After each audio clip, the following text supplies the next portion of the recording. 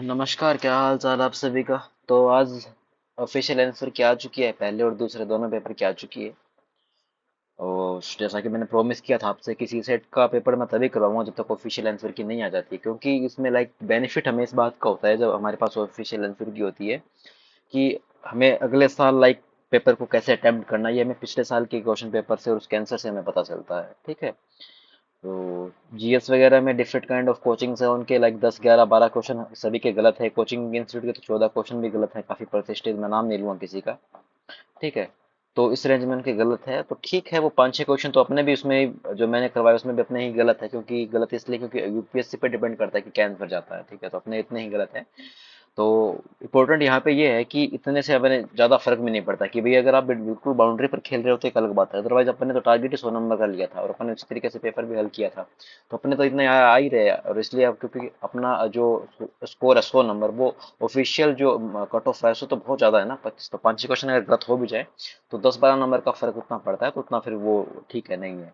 बाकी ऐसा भी तो हुआ ना कि हो सकता है कि अपन ने कुछ कहा कि ये वाला गलत है तो यूपीएससी ने कहा कि नहीं ये वाला सही है। हो सकता है आप ही वो वाला फिल करके आए हो, तो वो बहुत सारे ऐसे समीकरण बैठते तब जाकर के आपका पर्टिकुलर एक आंसर आता है। तो इसमें कोई बड़ी बात नहीं है वैसे। बट सी सेट में जरूरी होता है, सी सेट में लाइक आपको इस चीज की इस चीज में मदद मिलती है कि भाई आगे क्या इसका आंसर रहने वाला है। ठीक है। तो अब आ जाओ आगे, सीधा फिर सीधा लाइक अपन क्वेश्चन ही करते हैं ना इसमें कि अब पैसेज है। ठीक है। वही है, 3 क्वेश्चन होंगे, 3 पैसेज होंगे, देखते हैं। हम अक्सर भारत में विभिन्न राज्यों के बीच में नदी जल को लेकर एक विवाद के बारे में सुनते हैं।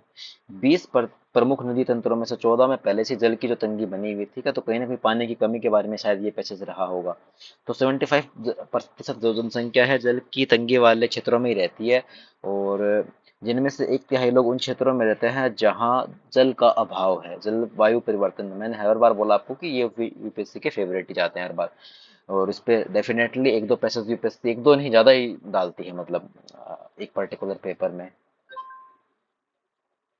बढ़ती जनसंख्या की मांगे, कृषि के द्वारा इनको पूरा करने की आवश्यकता है, तेजी से बढ़ रहे शहरीकरण और औद्योगिकीकरण जल की तंगी को और बढ़ाएंगे। ठीक है, तो ये रीजन है कि कौन कौन से वो रीजन है जिसकी वजह से जल की कमी बढ़ेगी। भारत के संविधान के अनुसार राज्यों के बीच नदियों के विनियमन को छोड़कर जल राज्य का विषय है, केंद्र का नहीं। इसके विभिन्न हितधारियों की आपस में होड़ लेती मांगों के बीच संतुलन सुनिश्चित करने की कुंजी इस बात में है कि जो द्रोणी यानी बेसिन पर आधारित रीति से संकट क्षेत्रों के और राज्य के बीच में जल का बंटवारा किया जाए। तो मतलब ये यहाँ पे कोई ऐसा उपाय दे रहा है हमको। ठीक है। उन्हें जल का उचित भाग देने के लिए इन सब वस्तुनिष्ठ मापदंडों के आधार पर इसका आकलन किया जाना जो कि आवश्यक है कि नदी द्रोणी की क्या विशेषताएं हैं, उस पर कितनी बड़ी जनसंख्या निर्भर है, जल का जो वर्तमान उपयोग क्या है और मांग कितनी है। ठीक है, कितना दक्षपूर्ण उपयोग इसका किया जा रहा है, भविष्य में कितने जल उपयोग की आवश्यकता होगी आदि, और साथ साथ नदियों और जो जल भर की जो पर्यावरणीय जो जरूरतें हैं को भी सुनिश्चित करना आवश्यक है। तो जल भर वर्ड शायद पिछले ईयर में भी ये आया था और इस बार फिर से भी आ गया। ठीक है, तो अब देखते हैं अपन। तो जल के बंटवारे का एक राष्ट्रीय व्यवहारिक और विविध और एक नीति पर ढांचा बनाया जाना चाहिए। तो वैसे तो बहुत पॉजिटिव स्टेटमेंट है, पर इसमें 3 4 इन्होंने एलिमेंट दे दिए जिसमें राष्ट्रीय व्यवहारिक विधिक और नीति पर जैसे वर्ड दिए गए हैं, तो इसका मतलब अपने को इसमें होल्ड करना है एक बार।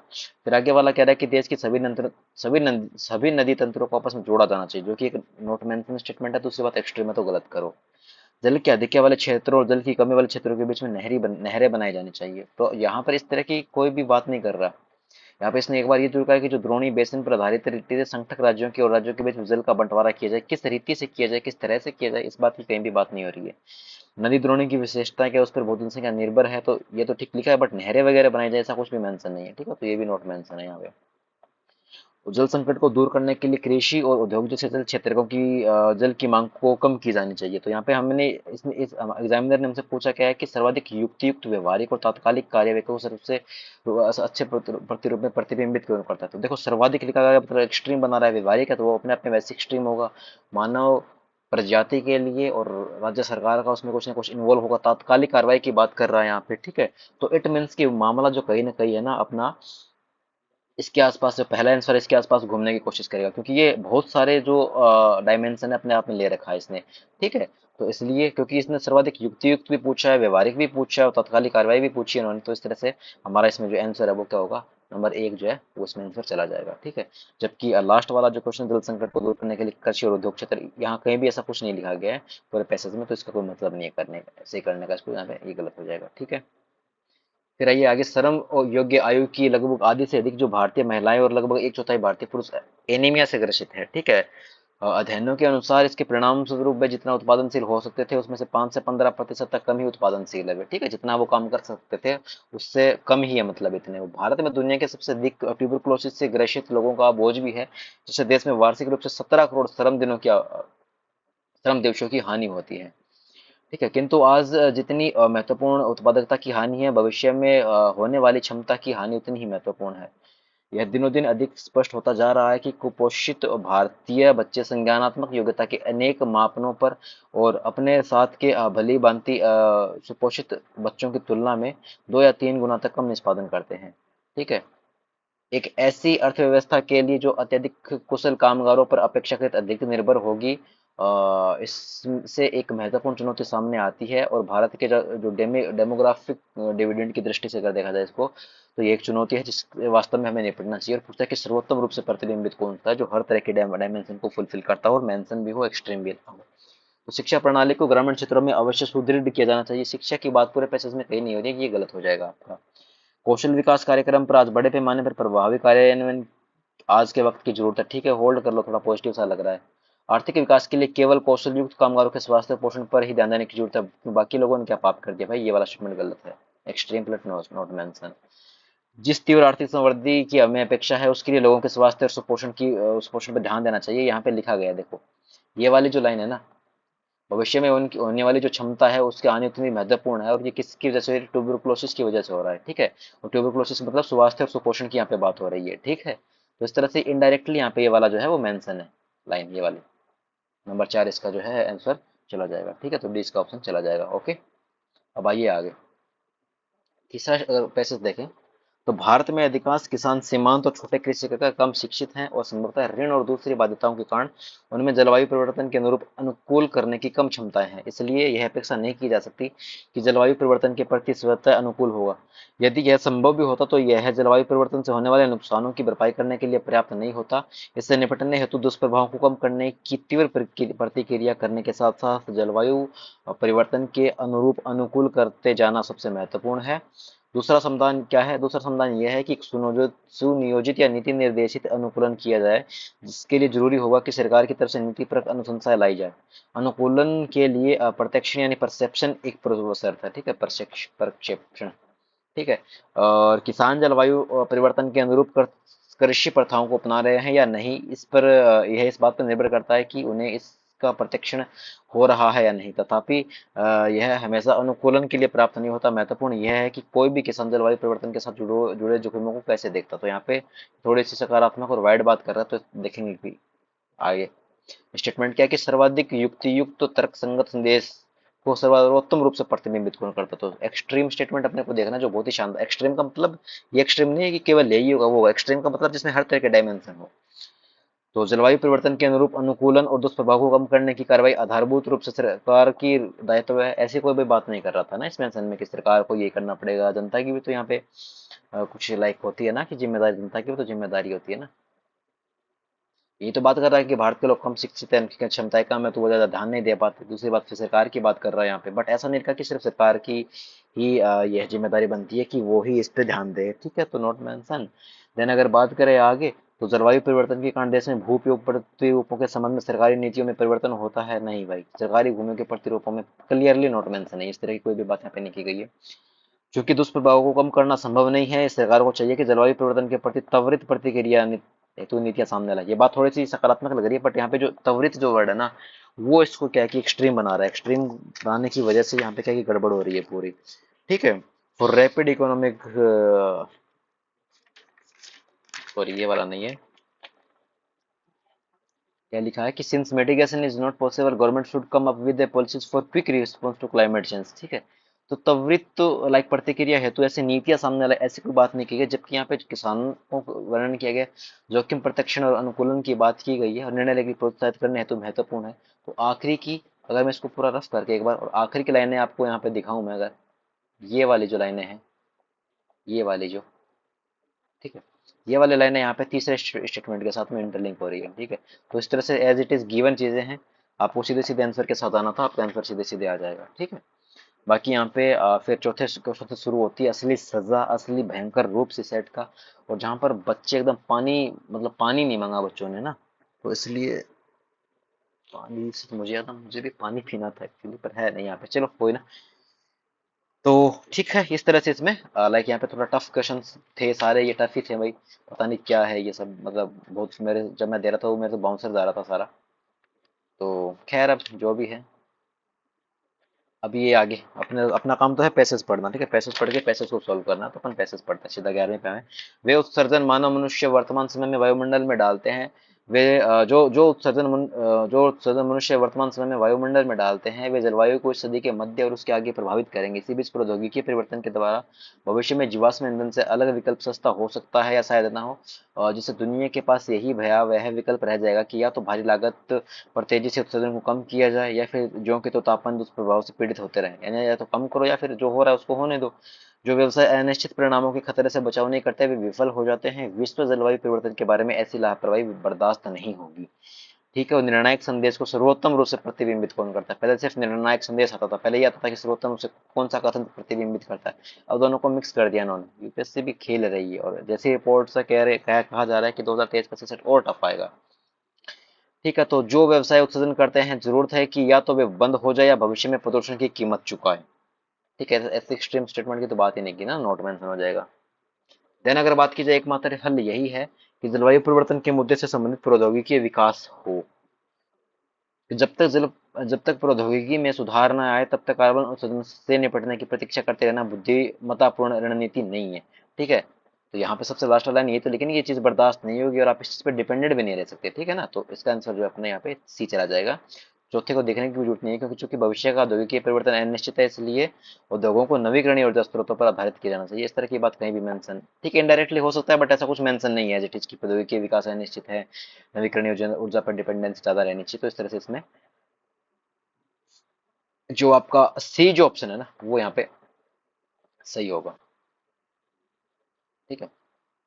पूछ रहा है ना कि मैसेज क्या है, सर्वोत्तम रूप से कौन सा मैसेज को प्रतिबिंबित कर रहा है, तो यही चीजें यहाँ पे प्रतिबिंबित हो रही है ना, इन सब की तो बात कर रहा है, ठीक है। ये हो जाएगा आपका, लाइक कि जब तक प्रौद्योगिकी में सुधार ना आए तब तक कार्बन उत्सर्जन से निपटने की प्रतीक्षा करते हैं ना, बुद्धिमत्तापूर्ण रणनीति नहीं है, तो सही बात भी है कि अगर यहाँ पे ये भी तो कह रहा है ना कि अगर अगर अपने हमने कुछ नहीं किया तो दुनिया के पास यही भयावह विकल्प रह जाएगा कि या तो भारी लागत पे उत्सर्जन को कम करे, मतलब अच्छी खासी कॉस्ट के ऊपर आपको उत्सर्जन को कम करना पड़ेगा, या फिर क्या होगा कि जो कि तो आप उस चीज को जैसा है वो आपके सामने वैसा का वैसा आप उसको एक्सेप्ट करते रहो और अपनी लाइफ जियो। जो अभी चली रही है बहुत खराब है ना, तो वही वाली चीजें हैं। तो यही कह रहा है कि लाइक वेट करते रहना कोई अच्छी बात नहीं है, ठीक है। ये लाइन यहाँ पे इससे इंटरलिंक हो रही है, ठीक है। फिर आगे अगर बात की जाए तो पर्यावरणीय समस्याओं से स्वास्थ्य संबंधित समस्या जन्म लेती है। जीवन शैली में सारगर्भित बदलाव से पर्यावरणीय स्वास्थ्य की समस्या कम हो सकती है, किंतु इस विचार को अपनाना लगभग असंभव है कि पर्यावरणीय समस्याओं के संदर्भ में व्यक्तिगत प्रयास नगण्य प्रभाव वाले प्रतीत होते हैं, ठीक है। यानी पर्यावरणीय समस्याओं के संदर्भ में अभी तक आदमी ने जो भी किया है वो लगभग शून्य के बराबर है, इसलिए जड़ता की ओर ले जाते हैं। दूसरे, स्वास्थ्य के विषय में व्यक्तिगत विकल्प चयन वस्तुतः जीवन और मृत्यु के बीच में फर्क ला सकते हैं, किंतु कुछ एक को छोड़कर अपने विकल्पों को चुनने में वही सामूहिक अकर्मण्यता तो दिखाई देती है, मतलब उनमें एकदम ना जान से निकल जाती है, हवाई वाली चीज है यहाँ पे एक्सेप्ट करने में, ठीक है। तो देखते हैं कि वही पूछ सबसे तार्किक पूर्व धारणा इसमें सर्वोत्तम रूप से कौन इसको प्रतिलिखित करता है, ठीक है। सॉरी, वो क्या प्रतिलिखित कहाँ से पढ़ रहा हूँ मैं, पता नहीं। हमें संभवतः रोकथाम की अपेक्षा उपचार पर अधिक खर्च करना पड़ सकता है। और फिर कह रहा है कि हमें पर्यावरणीय लोक संबंधी आवश्यकताओं को हल करना सरकार का काम है, ऐसी कोई भी बात नहीं है, गलत करो। स्वास्थ्य की रक्षा की जा सकती है भले ही पर्यावरण समस्या पर ध्यान नहीं दिया जाए, बहुत एक्सट्रीम स्टेटमेंट है ना। अकॉर्डिंग टू पैसेज है नहीं, अकॉर्डिंग टू पैसेज तो ये कि पर्यावरण समस्याओं पर ध्यान नहीं दोगे तो स्वास्थ्य खराब होगा। पारंपरिक जीवन शैली के लो पर पाश्चात्य मूल्यों के प्रभाव से जीवन जीने के कतिपय अस्वास्थ्यकर तरीके विकसित हो गए। लाइक वेस्टर्न कल्चर का तो कहीं भी कोई वर्ड ही यूज नहीं किया गया है ना, तो इस तरह से पाश्चात्य मूल्य की तो बात ही नहीं गई है। वेन एवर एग्जामिनर जब भी इस तरह की बात नहीं करता है तो गलत करो। देन आपके पास बचा है कि हमें संभवतः यहाँ पे एक संभावना जता रहा है, और मैंने जीएस में भी मैं आपको बोला है, यहाँ पे सीसेट में फिर से बोल रहा हूँ कि संभावना की जब भी बात आएगी आपको क्या करना पड़ेगा, वहाँ पे होल्ड करना पड़ेगा, फिर आगे बढ़ना पड़ेगा। ठीक है, तो वही वाली बात कर रहा है कि अगर हम स्वास्थ्य अगर रोकथाम की अपेक्षा उपचार पर अधिक धन खर्च करना हमें पड़ सकता है, क्योंकि हमारी जो लाइफ स्टाइल है वो में लाइक समस्याएं कम हो सकती है, परंतु ये एक्सेप्ट करना स्वीकार है, इसका मतलब इनडायरेक्टली भी यही हो रहा है कि आगे क्या है कि ये चीज़ें हमारे लिए काफ़ी कॉस्टली होगी, बेनिफिट नहीं होगी। और ठीक है, तो इनडायरेक्टली थोड़ा सा टफ स्टेटमेंट है, बट इनडायरेक्टली अगर आप इसको करोगे तो आराम से यहाँ पे इसके साथ आप चले जाओगे। ठीक है, इसका आंसर भी ए ही गया था। देन अगर अगर आगे अपन बात करें तो बहुत से लोग सही आहार नहीं ले रहे हैं। कुछ का तो बस यही निर्णय होता है कि बस भोजन लेंगे तो उन्हें वही भोजन लेंगे जो उन्हें अच्छा लगता है, लेकिन जो बहुत स्वास्थ्यप्रद नहीं है। इससे संक्रामक रोगों में बढ़ोतरी हो रही है। इसके फलस्वरूप स्वास्थ्य देखभाल व्यवस्थाओं पर बहुत अधिक बोझ आ जाता है, जिससे उस आर्थिक प्रगति को जो गरीबों के लिए उनके जीवन स्तर को उन्नत करने के लिए आवश्यक है, अस्त व्यस्त कर देने की संभावना है। कुछ लोगों के लिए समस्या पौष्टिक भोजन तक सीमित पहुंच और पहुंच की गुंजाइश न होने की है, जिससे एक रस खान पान बन जाता है जो उनके पूर्ण विकास के लिए आवश्यक दैनिक पोषक तत्व प्रदान नहीं करता। पूरी दुनिया में पोषण पर खतरा होने का एक कारण आंशिक रूप से यह भी है कि हमारी जो खाद्य पद्धति है समुचित रूप से हमारी पोषण जरूरतों के अनुरूप नहीं है। ठीक है, खेत से ताले तक के लंबे सफर में चिंताजनक विचलन जो है इसमें हो रहे हैं। ठीक है, तो मोटा मोटा इस पे ये कह रहा है कि लास्ट लास्ट लाइन ये कही है कि हम जैसा खा रहे हैं वो हमारी पोषण आवश्यकताओं के अनुरूप है ही नहीं, क्योंकि हम अंट संट कुछ भी खा रहे हैं, या फिर बहुत ज्यादा खा रहे हैं, या ठीक है वैसा नहीं खा रहे जैसा हमको खाना चाहिए। तो वही चीजों पे बात कर रहा है। पूछ रहा है कि सबसे प्रतिबिंबित क्या पूछा है, मर्म। मर्म जो है वो लीक से हटकर होता है, बट थोड़ा देखते हैं कि हमारी सॉरी आधुनिक जो फूड प्रोसेसिंग जो टेक्नोलॉजी का प्रयोग कर हमें खाद्य वस्तुओं में अपेक्षित पोषक तत्वों को शामिल कर उन्हें पोस्ट करना चाहिए, ऐसे किसी भी इनोवेशन की बात नहीं कर रहा, नॉट मेंशन जेनेटिकली मॉडिफाइड फसलें। मैंने इसको देखा था, देखते मैंने इसको गलत कर दिया था, क्योंकि ऐसा कुछ मेंशन नहीं है, तो पढ़ना ही नहीं है हमको। ठीक है, हमें खाद्य आधारित पोषण को अपने नीति विषयक क्योंकि लाइक क्या होता है कि मर्म का मतलब ये भी नहीं होता कि बिल्कुल लीक से हट करके कुछ भी एंड कुछ भी लिख देगा, नहीं। मतलब ऐसा लिखेगा जो इस पूरे पैसेज को एक पर्टिकुलर लाइन में बोलता हो कि इस पूरे मैसेज मैसेज जो पैसेज है उसका एब्सोल्युटली सार ये है। ठीक है, वो कुछ भी नहीं लिख देगा। वो कार के बारे में उसने बात की और लास्ट में उसने एक पर्टिकुलर आंसर में मेंढक लिख दिया, तो ऐसा नहीं हुआ ना। कार के इर्द गिर्द ही बात घूमेगी। ठीक है, तो यहाँ पे जेनेटिकली मॉडिफाइड फसलें तो कहीं बात नहीं की ना, इसलिए एक्सट्रीम स्टेटमेंट है, इसको मतलब नोट मेंशन है, तो इसको गलत करो। हमारे खाद्य आधारित पोषण को अपने नीति विषयक विचार के केंद्र में रखना चाहिए। और सार्वभौम बुनियादी आय योजना को गरीबी उन्मूलन के तरीके क्रम में दुनिया भर में कार्यान्वित किया जाना चाहिए। ठीक है, तो 13वां लाइक ठीक है, तो यहाँ पे वही है ना, यूनिवर्सल इन चीजों की कहीं बात भी नहीं की, फूड वगैरह की यहाँ पे बार बार बात हो रही है। तो इस तरह से इसमें क्या है कि इसका जो आंसर है वो फिर आपके यहाँ पे क्या है, केवल जो सॉरी इसमें बी जो है वो आंसर चला जाएगा कि हमारी जो खाद्य पोषण खाद्य आधारित जो पोषण है उसको अपने नित्य विषय विचार विषयों के केंद्र में रखना चाहिए। तभी तो क्या है कि लाइक इस तरह की जो चीजें हैं कि हम पर्टिकुलर खाना वैसा नहीं खा रहे जैसा हमें खाना चाहिए, वो चीज। दूसरी ये भी एक चीज है कि जो हम खा रहे हैं वो बहुत स्वास्थ्यप्रद नहीं, उससे संक्रामक रोगों में वृद्धि हो रही है। ठीक है, तो इन चीजों से निपटने के लिए जरूरी है कि लाइक खाद्य आधारित जो पोषण है, यानी कि पोषण के ऊपर आधारित खाद्य पदार्थ होने चाहिए, उसका ही सेवन करना चाहिए, को अपने नीति विषयक विचार विमर्श के केंद्र के रूप में रखना चाहिए, क्योंकि वही जरूरी है। और इस पूरे पैसेज से हमको वही आ रहा है। फिर एक तरीके के रूप में दुनिया भर की एक्सट्रीम स्टेटमेंट की बातें हैं तो गलत करो, तो वहां पे आपको वही फाइंड आउट करना है कि कौन सा सबसे ज्यादा सही है। जो आपको सबसे ज्यादा सही लगे उसको फाइंड आउट करो and then go through with it. ठीक है, तो आपका इजीली यहाँ पे जो पूरा का पूरा जो स्टेटमेंट है वो सही हो जाएगा। ठीक है, शहरों में प्रदूषण की समस्या से निपटने के लिए नीति निर्माता ये सोचते हैं कि वाहनों के लिए सम विषम संख्या ऑर्डिनेंस स्कीम के अस्थायी प्रयोग, विद्यालय फैक्ट्रियों निर्माण कार्यकलापों को बंद करने और कुछ प्रकार के वाहनों पर प्रतिबंध लगाने जैसे कठोर कदम आगे बढ़ाने की राह है। इस पर भी हवा शुद्ध नहीं है।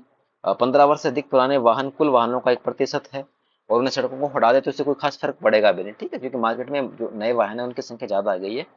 हटा भी लोगे पुराने वाहनों को जो 15 साल से पुराने हैं, उनकी संख्या वैसे ही 1% के आसपास है, तो क्या फर्क पड़ेगा। कतिपय ईंधन और कुछ प्रकार की कारों पर मनमाना प्रतिबंध लगा देना भी उपयुक्त नहीं है। पेट्रोल या सीएनजी की अपेक्षा डीजल अधिक PM2.5 और कम CO2 उत्पन्न करते हैं। इसके अतिरिक्त पेट्रोल इंजनों की तुलना में डीजल और सीएनजी दोनों है अधिक नॉक्स जो है उत्सर्जित करते हैं, जिससे किसी ने भी सीएनजी इंजनों से उत्सर्जित हो रहे नॉक्स के परिणाम को नहीं मापा है, जो वाहन अनिवार्य दुरुस्ती परीक्षण यानी कि फिटनेस टेस्ट और आवधिक प्रदूषण परीक्षण से पारित हो चुके हैं, उन पर मनमाना प्रतिबंध लगाना अनुचित है। आवश्यकता इस बात की है कि प्रदूषकों के स्रोत के बारे में वैज्ञानिक और अविश्वसनीय सूचना निरंतर आधार पर उपलब्ध हो, और वे प्रौद्योगिकियां हो जो उनसे प्रदूषण को कम करने की दिशा में काम करे। ठीक है, तो यहाँ पे लाइक ओवरऑल जो पूरा जो पैसेज है वो गया है पॉल्यूशन के बारे में। शुरू में इन्होंने ये कहा है कि आपने ऑडियो जो तकनीक अपना ली, ठीक है, वो एक एक कदम वो हो सकता है, ठीक है, बट आप पुराने वाहनों को हटा भी लोगे तो उससे फर्क नहीं पड़ेगा, क्योंकि वो कुल वाहनों का केवल 1% है। फिर इसने लास्ट में जो बात की है वो लाइक फिटनेस टेस्ट वगैरह की बात की है गाड़ियों के। देन आवश्यकता, इस बात की आवश्यकता पर जोर दिया है कि प्रदूषकों के बारे में जो वैज्ञानिक और जो विश्वसनीय जो इन्फॉर्मेशन है उसकी डेटा लगातार अपने को मिलते रहे, इस आधार पर उपलब्ध हो, और वे की टेक्नोलॉजी और वे टेक्नोलॉजीज हमारे पास हो जो प्रदूषण को कम करने की दिशा में काम करे। अब पूछ रहा है कि सर्वाधिक युक्तियुक्त तो तर्क संगत निहितार्थ सर्वोत्तम रूप से कौन सा इसको प्रतिबिंबित करता है। अगर बात की जाए 21 नंबर क्वेश्चन में, तो प्रदूषण कम करने के लिए वाहनों पर मनमाने नियंत्रण को कार्यान्वित करना मुश्किल है। मुश्किल तो नहीं है, तो कर ही रहा है ना यहाँ पे, बट इसने एज इट इज ये नहीं लिखा, इसने लिखा है कि कतिपय ईंधनों कुछ प्रकार की कारों पर मनमाना प्रतिबंध लगाना उपयुक्त नहीं है। लगा तो सकते हैं ना, मुश्किल करना क्या हुआ है लगा तो सकते हैं, तो नोट मेंशन हो जाएगा। तुरंत तुरंत सूझे तरीके से की गई प्रतिक्रियाओं से प्रदूषण की समस्या नहीं हो सकती। साक्ष्य आधारित उपागम जो है वो अधिक किसमें क्या होगा, लाइक अधिक क्या होगा, इफेक्टिव होगा। तो लास्ट की जो 3-4 लाइन है ना, वो इसी चीज का तो बात कर रही है, इसी चीज का तो जिक्र कर रही है ना। तो तुरंत इसको देखना है, तुरंत बी के साथ जाना है। आवधिक जांच के लिए बिना गाड़ी चलाने वाले भारी जुर्माना वगैरह ऐसी कोई बात नहीं की गई है। प्रदूषण की समस्या का सामना करने के लिए कानून के अभाव में प्रशासन की परिवर्तन मनमाने निर्णय लेने की होती है। प्रशासन तो बेचारा वर्ड यूज नहीं किया गया तो इसमें ये वाला भी आपका गलत हो जाएगा। फिर आगे अगर बात की जाए पैसेज नंबर 2 में, तो जो कॉर्पोरेट गवर्नेंस जो स्ट्रक्चर है कंपनियों को उत्तरदायित्व और नियंत्रण उपलब्ध कराने के लिए प्रोत्साहित करती है। एक आधारभूत कारण कि निगम शासन क्यों पूरे विश्व में आर्थिक और राजनीतिक एजेंडा की ओर उन्मुख हुआ है। अंतर्राष्ट्रीय पूंजी बाजारों में त्वरित संवर्धी है। प्रभावी निगम शासन जो है प्रतिष्ठानों के बाह्य वित्त पोषण की ओर पहुंच को बढ़ाता है, जिसके परिणाम स्वरूप अपेक्षाकृत अधिक निवेश, उच्चतर संवर्धी और रोजगार होते हैं।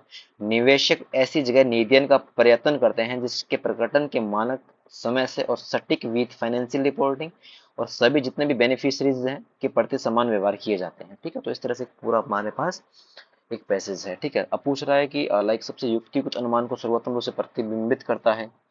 ठीक है, तो यहाँ पे अगर देखा जाए तो अच्छे बाह्य वित्त पोषण तक पहुंच सुनिश्चित करना विश्व भर के देशों का एक महत्वपूर्ण एजेंडा है। ऐसी कोई विश्व भर के दुनिया भर के देशों की बात इन्होंने नहीं की है। सुचारू निगम प्रतिष्ठानों की विश्वसनीयता को बढ़ाता है, एक सकारात्मक स्टेटमेंट है। बार बार निगम शासन की बात हो रही है, प्रतिष्ठानों की बात हो रही है। अंतर्राष्ट्रीय पूंजी बाजार ये सुनिश्चित करता है, मतलब ये बिल्कुल एकदम इस बात पर ठप्पा लगाते हैं, इंश्योर करता है कि प्रतिष्ठान अच्छा निगम शासन बनाए रखें। ठीक है, तो ऐसा सुनिश्चित करता ही नहीं है तो गलत हो जाएगा। सुचारू निगम शासन मजबूत सप्लाई चेन को सुकर बनाता है। इट मीन्स की जो गुड कॉर्पोरेट जो गवर्नेंस है paves the way for robust supply chains. ठीक है, तो ऐसा भी यहाँ पे लाइक कहीं मेंशन नहीं है। लास्ट की जो बातें हो रही है यहाँ पे, ये जो चीजें हैं, ठीक है, वो लाइक और इसके अलावा ये जो है शुरू की जो लाइनें हैं, सॉरी पूरा पैसेज ही आ गया इससे। तो कहने का मतलब क्या है कि शुरू की जो 3 लाइनें हैं ना, देखो कि क्यों कॉर्पोरेट गवर्नेंस स्ट्रक्चर को दायित्व और नियंत्रण उपलब्ध कराने के लिए प्रोत्साहित करती है। ठीक है, तो वही वाली चीज यहाँ पे उसकी बात कर रहे हैं। ठीक है, प्रतिष्ठानों की विश्वसनीयता को बढ़ाता है। ठीक है, तो ये वाली चीज है यहाँ पे। लास्ट तक आते आते आप इसे इंटरलिंक करोगे तो आपका आंसर जो है बी यहाँ पे हो जाएगा। ठीक है, 22 में बी आंसर चला जाएगा। फिर अगर आगे बात करें, हाथी दृश्यमान के वास्तुकार है। ये वन में वृक्षहीन स्थल निर्मित करते हैं, कतिपय पादप प्रजातियों के अतिवर्धन की रोकथाम करते हैं और अन्य पादपों के पुनर्जनन के लिए स्थान प्रदान करते हैं, जिससे कि आगे अन्य शाकाहारी पशुओं को निर्वाह उपलब्ध होता है। हाथी पादप फल और बीज खाते हैं और अपने आने जाने के दौरान चलते हुए मल त्याग के साथ इन बीजों का प्रसार करते जाते हैं। हाथी का जो गोबर जो है पादप पशुओं के लिए पोषण प्रदान करता है, एक विशेषता। फिर कीटों के लिए प्रजनन स्थल की व्यवस्था करता है। 2 काम हो जाए, सूखा पड़ने के समय ये धरती में गड्ढे खोदकर जल तक पहुंच बनाते हैं और दूसरे वन्य जीवों को फायदा लाभ पहुंचाता है। ठीक है, तो इस तरह से इसमें क्या हो गया है कि हाथी से कितनी लाइक पर्यावरण के घटकों को किस किस तरह से बेनिफिट मिल रहा है उन सब की बात हो रही है। हमने शायद 2022 वाले पेपर में एक ऐसा क्वेश्चन देखा था जिसमें कीस्टोन स्पीसीज की बात हो रही थी, तो लगभग वही वाली बात यहाँ पे हो रही है। ठीक है, तो युक्तियुक्त और तर्कसंगत अनुमान को सर्वोत्तम रूप से कौन प्रतिबिंबित करता है? तो मैंने कहा था ना आपको कि यहाँ पे वही वो कीस्टोन वाली स्पीसीज कौन सी है, क्या सीन है, वो वाली बात हो रही है। ठीक है, तो यहाँ आपका दूसरा जो स्टेटमेंट है ना, वो देखो, तो मैंने क्या कहा है आपको, बार बार मैं इसी बात पे जोर देता हूँ कि पीवाईक्यू करना क्यों इंपॉर्टेंट होता है। अगर आप लोगों ने पढ़ा होता तो आपको तुरंत याद आता है कि यार उस साल उस पर्टिकुलर क्वेश्चन में आंसर जो है वो कुछ इस तरह से गया था। वो इस क्वेश्चन था अंजीर के ऊपर। ठीक है, अंजीर के आसपास बहुत सारे पौधों को ये छाया, बाकी छोटे पौधों को ये शायद छाया देता है, छाया देता है कि बीज उपलब्ध करवाता है, ऐसा कुछ उसमें था, जीवों को आश्रय प्रदान करता है, ऐसा कुछ था। तो वही है कि जैव विविधता यानी कि लगभग हर, है ना, डाइवर्सिटी की बात कर रहा है, एक पॉजिटिव स्टेटमेंट है। इस तरह से यहाँ पे हमारा जो बी स्टेटमेंट सही हो जाएगा। तो इनकेस अगर आप नहीं भी पढ़ते हो तब भी आपका आंसर आ रहा था। ठीक है, तो इस तरह से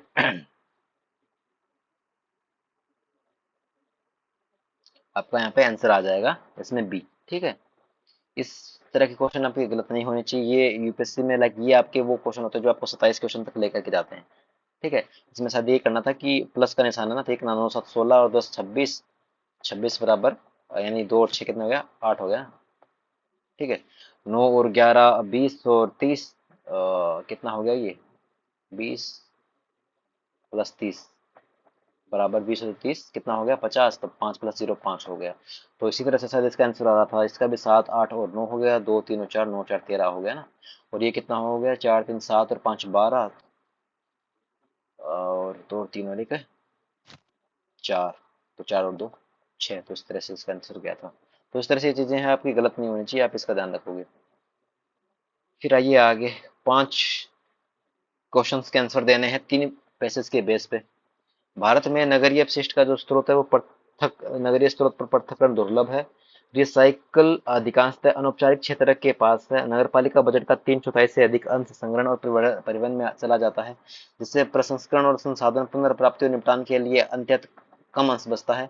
इन सब में अपशिष्ट से ऊर्जा कहाँ उपयुक्त जगह पाती है? आदर्श रूप से यह श्रृंखला में पृथक्करण और संग्रहण पुनर्चक्रण के पश्चात और भराव क्षेत्र में जाने से पहले उपयुक्त जगह पाती है। अपशिष्ट को ऊर्जा में बदलने की कौन सी प्रौद्योगिकी सर्वाधिक उपयुक्त है? इस पर निर्भर करता है कि अपशिष्ट में क्या है, अर्थात घटक जैव निम्नीकरणीय है या नहीं है, उसका कैलोरी मान क्या है। भारत के नगरीय ठोस अपशिष्ट का जैव निम्नीकरणीय घटक जो है 50% से अधिक, किंचित मात्रा ज्यादा है, और जियो मेथेन यानी बायोमेथेनेशन से इसके प्रसंस्करण के लिए एक बड़ा हल मिल सकता है। ठीक है, तो यहाँ पे लाइक जैव निम्नीकरणीय घटकों की बात हो रही है। ठीक है, तो अब आगे क्या करते हैं कि इस पूरे पैसेज को देखते हैं। पढ़ लिया अपन ने, अब क्वेश्चन देखते हैं, फिर क्वेश्चन के बेस पे इसका आंसर निकालेंगे। कह रहा है कि इसमें से कौन सा सही है पूर्वधारणा के रूप में। नगरीय अपशिष्ट का संग्रहण प्रसंस्करण पृथक्करण सरकारी एजेंसियों के पास होना चाहिए। अगर आपने एक बार भी इस पर लाइक हल्का का अगर पूरा राउंड लिया ना, तो सरकारी लाइक संस्थाओं की तो कोई बात ही नहीं कर रहा, तो गलत हो जाएगा। संसाधन पुनर्प्राप्ति और पुनर्चक्रण को प्रौद्योगिकी आगतों की अपेक्षा होती है कि उन्हें निजी क्षेत्र के उद्यम सर्वोत्तम रूप से प्रबंधित कर सकते हैं। नहीं, ये कह रहा है कि प्राइवेट सेक्टर के लोग ही ज्यादा बेहतर तरीके से इसको आराम से इसको लाइक अच्छे से मैनेज कर सकते हैं, तो नॉट मेंशन है, ये भी गलत हो जाएगा आपका ना। तो इस तरह से इसमें ये वाला स्टेटमेंट भी यहाँ पे क्या है आपका गलत हो जाएगा। देन ए और दो दोनों ही गलत, और डी आपका आंसर आ जाएगा। फिर आगे कह रहा है कि मर्म क्या है इसका, सर्वाधिक जो इसको सर्वाधिक प्रतिबिंबित करता है ना। तो अगर यहाँ पे सर्वोत्तम से प्रतिबिंबित करने वाला जो स्टेटमेंट की बात की जाए, तो नगरीय ठोस अपशिष्ट से ऊर्जा का जनन महंगा नहीं है। एग्जामिनर पूरे पैसे में इसी की तो बात कर रहा है कि कॉस्टली है लाइक। ठीक है, तो दूसरा इसको गलत करो, दूसरी बात महंगा है सस्ता है, इस तरह की डायरेक्टली कोई बात नहीं की गई है। जैव मेथेनल नगरीय ठोस अपशिष्ट से ऊर्जा के जनन का सर्वाधिक आदर्श तरीका है। नहीं भाई, सर्वाधिक आदर्श तरीका कहाँ है, ऐसे कोई बात में आंसर नहीं है। नगरीय ठोस अपशिष्ट का पृथक्करण अपशिष्ट से ऊर्जा संयंत्रों की सफलता को सुनिश्चित करने में कदम है। ठीक है, ये वाली बात यहाँ पे हो रही है। ठीक है, ये वाली बात बार बार इन्होंने यहाँ पे की थी। देन इनडायरेक्टली फिर ये आगे लाइक जैव निम्नीकरणीय बातों पे हो रही है, तो ये इसी चीज को कह रहा है कि लाइक अपशिष्ट से ऊर्जा संयंत्रों का निर्माण करो, जिससे ऊर्जा की भी प्राप्ति होगी और अपशिष्ट का निपटारा भी हो जाएगा। भारत के पास समथिंग समथिंग के लिए पर्याप्त दक्ष नहीं, उपलब्ध नहीं है, तो नोट मेंशन है, स्टेटमेंट ऐसा कुछ भी मेंशन नहीं है। सी इसमें आपका जो है आंसर हो जाएगा 32 में। ऐसा दावा किया जाता है कि जैविक खेती अंतर्निहित रूप से सुरक्षित और स्वास्थ्यकर है। वास्तविकता यह है कि जैविक खेती उद्योग भारत में अभी भी काफी नया है और ठीक तरह से इसको रेगुलेट नहीं है।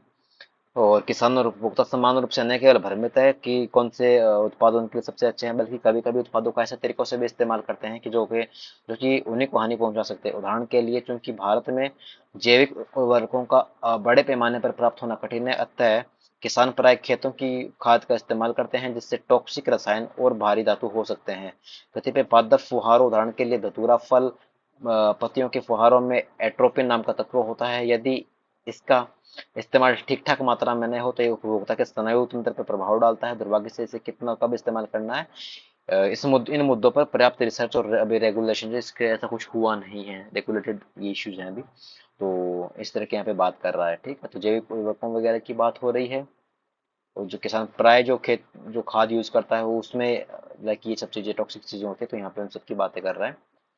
तो ठीक है, अब ये देखते हैं अपन इसमें किस तरह के क्वेश्चन पूछना चाहता है एग्जामिनर यहाँ पे। तो वो धारणा पूछ रहा है कि कौन सी सही है। तो जैविक खेती अंतर्निहित रूप से किसानों और उपभोक्ताओं दोनों के लिए ही असुरक्षित है। नहीं, असुरक्षित है क्या? नहीं, गलत है ना, ये असुरक्षित थोड़ी है। ऐसा तो कहीं लिखा ही नहीं है। ऊपर लिखा भी था लाभकर है, हितकर है, ऐसा कुछ लिखा था। किसानों और उपभोक्ताओं को पर्यावरण हितैषी खाद्य पदार्थ के बारे में शिक्षित होने की जरूरत है। पूर्व धारणा मैंने कहा थोड़ा सा like as it is mention ना हो एक बार के लिए, बट स्टेटमेंट सही जाएगा अगर वो बहुत पॉजिटिव है और उसमें वो थोड़ा डाइवर्सिफाई है। तो इसमें केवल जो आपका बी जो है वो यहाँ पे आंसर चला जाएगा, सॉरी, केवल दो जो आंसर है यहाँ पे हो जाएगा। किसानों और उपभोक्ताओं को पर्यावरण हितैषी खाद्य पदार्थ के बारे में शिक्षित होने की क्या है जरूर। 33 में बी हो जाएगा यहाँ पे आंसर आपका। ठीक है, क्योंकि अगर शिक्षित नहीं होगे तो आपके स्नायु तंत्र पर प्रभाव डाल सकता है। तो कब और इस्तेमाल करना है इस बारे में रिसर्च और विनियमन दोनों की लाइक अभी तक अभाव है। और दूसरी बात ये यहाँ पे ये लाइन भी लिखी है ना कि किसान वगैरह ये जो अभी भ्रमित वगैरह भी कौन सा उत्पाद अच्छा है कौन सा उत्पाद बुरा है इन सब के लिए, तो इस चीज के बारे में इनको पूरा नॉलेज होना चाहिए। ठीक है ना, तो इस तरह से यहाँ पे इसका आंसर हो जाएगा केवल बी। ठीक है, तो नॉलेज होना जरूरी है ना, तो उससे नॉलेज की बात कर रहा है।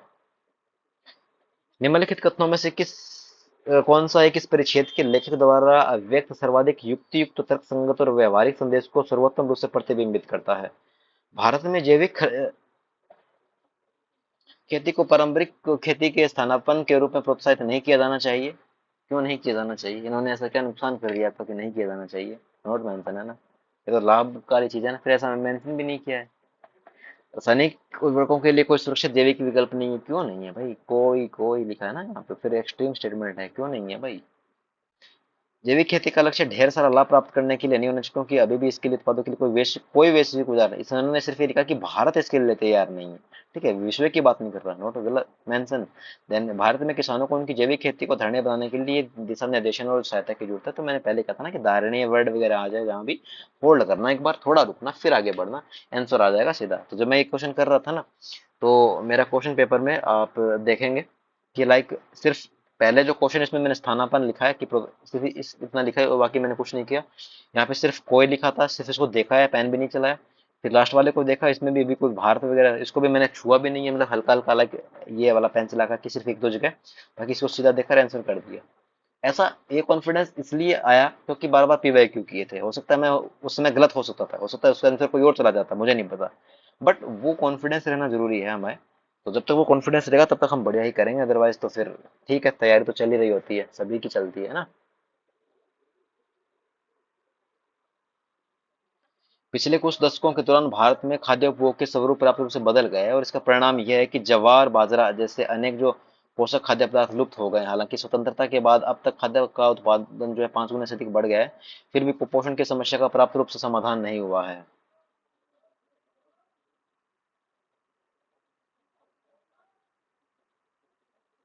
एक सेकेंड।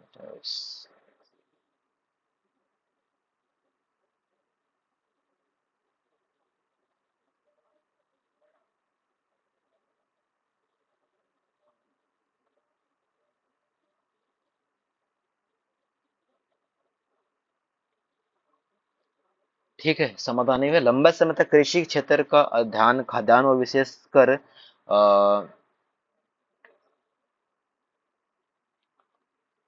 विशेषकर प्रधान खदानों जो भी लाइक प्राइमरी जितने भी खदान है के उत्पादन में वृद्धि पर रहा, जिसके परिणाम स्वरूप देसी पारंपरिक जो फसलें, खनिज, फल और अन्य सब्जियों के उत्पादन और उपभोग में कमी आई। इस प्रक्रिया में खाद्यान्न और पोषण सुरक्षा प्रभावित हुई है। इसके अतिरिक्त गहन और एकधान्य कृषि प्रथाओं को भूमि, जल और उनसे प्राप्त खाद्य की गुणवत्ता निम्नलिखित होती है, जिसके कारण खाद्य और पोषण सुरक्षा की समस्या वो चिरस्थायी हो सकती है। चिरस्थायी का मतलब कि थोड़े टाइम के लिए, लाइक शॉर्ट टर्म के लिए, ठीक है। Further intensive monoculture agriculture practices can perpetuate the food and nutrition security problem by degrading the quality of land water available।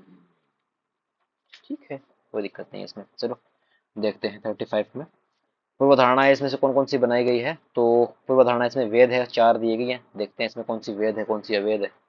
35, ठीक है। तो सतत विकास लक्ष्य को कार्यान्वित करने के लिए, भुखमरी को पूरी तरह मिटाने के लक्ष्य को प्राप्त करने के लिए एक दाने कृषि परिस्थितियां अपरिहार्य है, भले ही इनसे कुपोषण का समाधान न हो। अपरिहार्य का मतलब होता है इनइवेटेबल। और पिछले साल मैंने एक वर्ड आपके लिए यूज किया ना था, इनइवेटेबल। मैंने कहा था कि ये वाला जो वर्ड जनरली नेगेटिव रहता है, अपरिहार्य, ये नेगेटिव बना रहा है कि एक दाने कृषि जो है वो भूखमरी को पूरी तरह से मिटाने के लिए मतलब वो योग्य है नहीं, जबकि पूरा पेशा में इसी की तो बात कर रहा है कि एकदम जो खर्च है उस पर आपको जोर देना चाहिए। इसका मतलब ये गलत होगा स्टेटमेंट। एक नंबर को आप जैसे ही गलत करोगे तो 3 नंबर ऑटोमेटिकली इसी हो जाएगा। 4 पे आपको 2 3 4 पे आपको बात करनी है। तो देख लेते हैं कि एक दाने जो कृषि प्रथाओं के लिए किसान अनेक तरह से सब्सिडी और सरकार के द्वारा दी जाने लाभप्रद कीमतें प्राप्त करते हैं, ताकि वे फसल और इसलिए वे फसल विविधता पर विचार करने के लिए प्रवृत्त नहीं होते। ठीक है, तो 4 नंबर यहाँ पे गलत हो जाएगा, क्योंकि सब्सिडी वगैरह की तो कहीं भी बात ही नहीं कर रहा ना। तो सब्सिडी वगैरह की बात नहीं कर रहा, तो 4 नंबर गलत हो जाएगा। 2 और 3 आपका सही हो जाएगा। कुछ ही फसलों, तो कुछ वर्ड वैसे ही अपने आप में सकारात्मक है, निर्भरता से मानव स्वास्थ्य, पारिस्थितिकी तंत्र के नकारात्मक परिणाम होते हैं। ठीक ठीक है, सही वाली बात बात तो है ही।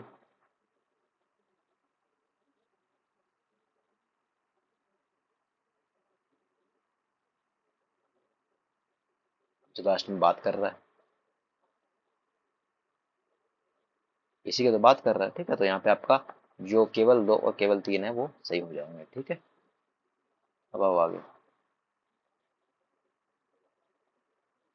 भारत ने वसंत गवाक्ष शीत ऋतु से लेकर फसल आने के मौसम तक की अंतरण अवधि का अध्ययन किया। उन्होंने पाया कि कम बर्फ वाली अपेक्षाकृत गर्म शीत ऋतु के परिणाम स्वरूप वसंत घटनाओं के बीच अपेक्षाकृत दीर्घ पश्चता अवधि और दीर्घकालिक जो वसंत गवाक्ष घटित हुए। वसंत की समय सारणी के इस परिवर्तन से कृषि, मत्स्य पालन और जो पर्यटन पारिस्थितिकी सामाजिक और आर्थिक रूप से प्रभावित होते हैं। चूंकि बर्फ कुछ पहले पिघल जाती है, इसलिए पक्षी वापस नहीं लौटते, जिससे वसंत काल की जो पारिस्थितिक घटनाएं देर से आती हैं या उनकी अवधि में बढ़ोतरी होती है। ठीक है, तो पूछ रहा है कि इसमें कौन कौन सी पूर्व धारणाएं हैं। जो ग्लोबल वार्मिंग के कारण क्या है कि वसंत पहले आने लगा है और इससे और लंबे अधिक समय तक ये रहने लगा है। ठीक है, ये ऐसी बात कर रहा है। वसंत का पहले आना और लंबे समय तक रहना पक्षी समष्टि के लिए अच्छा नहीं है। ठीक है, तो अवधि में इनकी बढ़ोतरी हुई है, ये पहले आ रहे हैं, ये वाली बात तो सही है। बट ये अच्छा है कि बुरा है, खराब है, कैसा है, नॉट मेंशन। तो इसमें केवल ए जो है आपका आंसर यहाँ पे सही हो जाएगा। ठीक है, ठीक है, मतलब लिखा नहीं है तो लिखा नहीं है, तो फिर then go through with it वाला मामला है ना पूरा। और फिर आगे नाइट्रोजन उपयोग दक्षता, इसकी माप की। कोई पौधा उगने में नाइट्रोजन की कितनी मात्रा का उपयोग करना है, इसके विरुद्ध की पीछे प्रदूषण में क्या बचता है, कि एक वैश्विक विश्लेषण में बताया गया है कि बहुत अधिक उर्वरक इस्तेमाल करने से जल मार्ग और वायु में प्रदूषण बढ़ेगा। एक दिन में यह कहा गया है कि जो वर्तमान में नाइट्रोजन उपयोग दक्षता का जो वैश्विक औसत लगभग 0.4 है। और इसका अर्थ यह है कि उद्योग में मिलाए गए कुल जो नाइट्रोजन का 40% उगाई गई फसल में जाता है, जबकि 60% वायुमंडल में खो जाता है। विश्व की विश्व की आदि से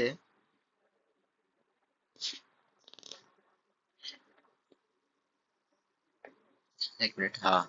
विश्व की आधी से अधिक जनसंख्या का पोषण उस फसल से होता है जो उच्च फसल उत्पादन के लिए संश्लिष्ट नाइट्रोजन युक्त उर्वरकों के उपयोग से उगाई गई है। पादपों को बढ़ने के लिए जितनी नाइट्रोजन चाहिए होती है वे ले लेते हैं, और इसके अतिरिक्त जो नाइट्रोजन होती है वो भूमि जल और वायु में रह जाता है। इसके अतिरिक्त परिणाम स्वरूप होता क्या है कि नाइट्रोजन नाइट्रस ऑक्साइड का बहुत अधिक उत्सर्जन होता है, और वो एक प्रबल ग्रीन हाउस गैस और ओजोन अवक्षय गैस है, और अन्य प्रकार का नाइट्रोजन प्रदूषण होता है, और जिनमें झीलों और नदियों का जो यूट्रिफिकेशन और नदी जल का क्या होता है संदूषण होता है इसमें शामिल है।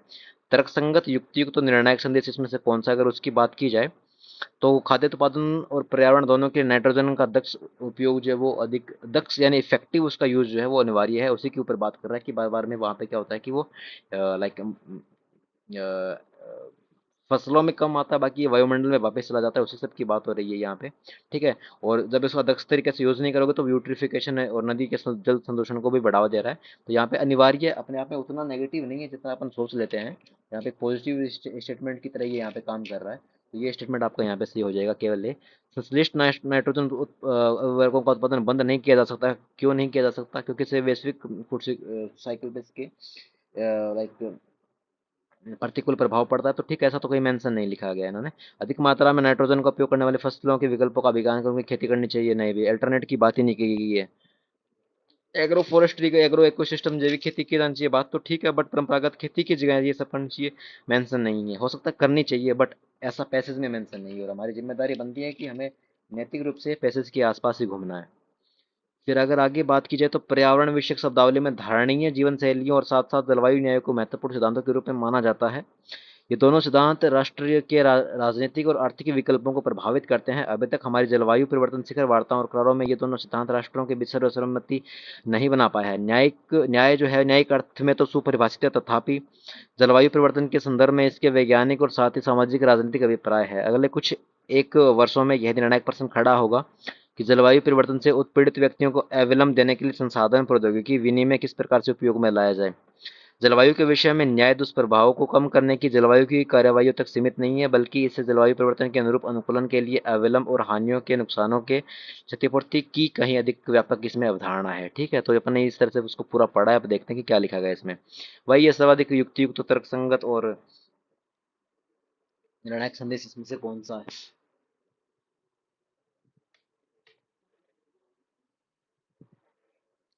ठीक है।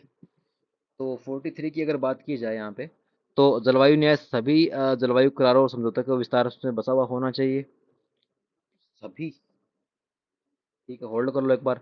पर्यावरणीय संसाधन पूरे विश्व में असमान रूप से वितरित है, इसका असमान रूप से वितरित है, और उनका दोहन हुआ है। संदेश तो नहीं है ये ऐसा कुछ। मैसेज तो लाइक ये होता है ना कि लाइक मैसेज। अब मैंने कहानी पढ़ी, कहानी सुनाता हूँ मैं आपको। एक कहानी क्या थी कि एक पिता के चार पुत्र थे। तो एक दिन इन चारों पुत्रों को इकट्ठा किया पिता ने। ये पिता है और ये पुत्र है इनके। ठीक है। और उनको बोले कि इनको एक एक लकड़ी दी पहले, और बोला कि तोड़ो। फिर इनको तीन तीन लकड़ियाँ दी सबको, और फिर बोला कि इनको तोड़ो। ठीक है, तो एक एक लकड़ी इन्होंने आसानी से तोड़ दी। तीन लकड़ियों को थोड़ा जोर आया, बट आसानी से तोड़ दी। इसके बाद उन्होंने क्या किया, इन सबको एक एक डंठल पूरा बंडल जैसे लकड़ियों का दे दिया। बोले कि अब इसको तोड़ो, तो वो इसको तोड़ नहीं पाए। तो इसका मतलब क्या हो गया? तो उस पिता ने उन बच्चों से कहा, अपने बच्चों से ये कहा कि य- ये इसका मतलब ये होगा कि अगर आप लोग साथ मिलकर के रहो तो कभी भी कोई भी आपको नुकसान नहीं पहुंचा पाएगा। फिर अपन अंत में ऐसे लिखते हैं कि यूनियन इज स्ट्रेंथ। संगठन में शक्ति है, संगठित रहो हमेशा। तो वो वाली चीज है यहाँ पे, है ना।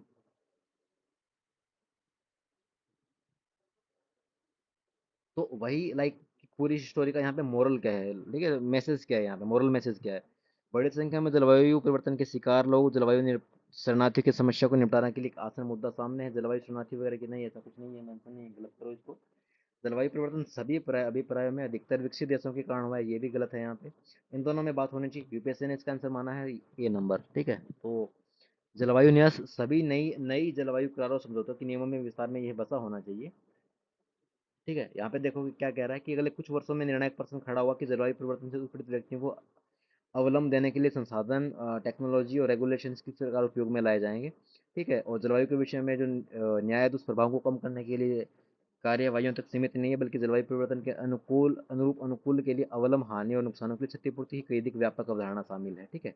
तो इनडायरेक्टली कहीं ना कहीं ये इन्हीं चीज़ों की बात कर रहा है। फिर इसने ये भी लिखा ना कि अभी तक हमारे जलवायु परिवर्तन शिखर वार्ताओं करारों में ये दोनों सिद्धांत जो है, ऊपर जो जिन सिद्धांतों की बात कर रहा है ये, धारणीय जीवन शैली के साथ साथ जलवायु न्याय, इन दोनों की बात कर रहा है, जो है सर्वसम्मति नहीं बना पाए हैं। ठीक है, फिर ये न्याय न्याय के अर्थ में तो परिभाषित है किंतु इस संबंध में यह अभी तक इसका वैज्ञानिक और साथ ही सामाजिक राजनीतिक अभिप्राय है। ठीक है, तो इन्हीं सब चीज़ों की बात कर रहा है, तो इन सब चीज़ों को इन्होंने इससे इंटरलिंक करके और ये कह रहा है कि अभी भविष्य में जो भी जलवायु न्याय को लेकर के जो भी जलवायु करार समझौते वगैरह होंगे, उनके नियमों में विस्तार से जलवायु न्याय जो विस्तार से बसा होना चाहिए। ठीक है, उसी सब की बात कर रहा है। ठीक है, क्योंकि आगे ये नुकसान भी बता रहा है ना इस चीज़ के। तो थोड़ा सा लाइक वही है कि 28 आएंगे तो एक दो तो गलत होंगे ही होंगे ना, तो वो वही वाले क्वेश्चन है। बट अगर आप इसको अब इस थीम को आप ध्यान में रखोगे ना कि सभी नहीं ऐसा कुछ लिखा होगा, तो नो एक्सट्रीम स्टेटमेंट के साथ जाना है। ठीक है, तो वो वाली चीज़ है कि अब इस बार ध्यान रखना कि एक्सट्रीम स्टेटमेंट तो है, ठीक है, अच्छी बात है, वो काम करता है, वो काम करता रहेगा, बट आपको देखना है कि क्या ये वाकई में उस तरह से एक्सट्रीम है क्या। जैसे अपन हमेशा कहते हैं कि आपको जीने का एकमात्र रास्ता जो है सिर्फ बड़ा पाव ही है, या फिर आपको जीने का एकमात्र रास्ता सिर्फ बर्गर ही है, नहीं ना। वो एक्सट्रीम स्टेटमेंट होते हैं, ये एक्सट्रीम स्टेटमेंट नहीं होते जब बहुत सारे डायमेंशन के साथ आपके सामने होते हैं। ठीक है, अब आइए आगे। कृषि भूमियों के साथ साथ गैर कृषि भूमियों, वन आर्द्र भूमि चरागाह है और जैसी जो कृषि कृषि जो पद्धतियां हैं को खाद्य का स्रोत बनाना, खाद्य उपभोग के प्रति तंत्रानुसारी उपागम को सुकर बनाता है। यह है ग्रामीण और जनजातीय समुदायों के